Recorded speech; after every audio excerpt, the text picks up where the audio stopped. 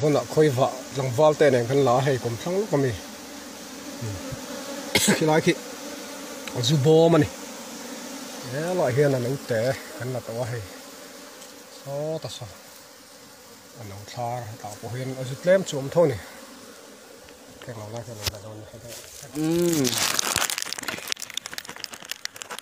này dân để tăng nhất này quay ral đặt chỗ này nó bạc hạt phốt cái tiếng cái đủ về miệng là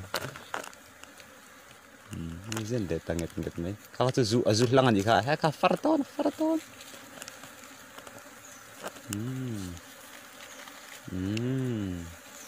dấu mình đi cả dấu đề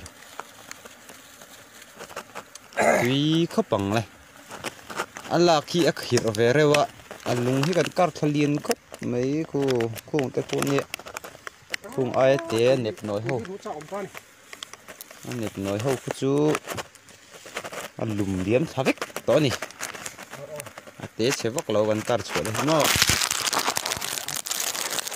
tin chịu phơi liang á em tin cái chịu phơi à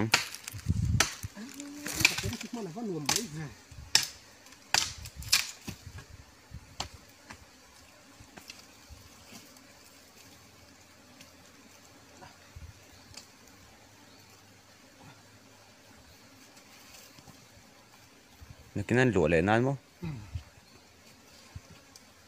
Lụa tủ tổ đó nè.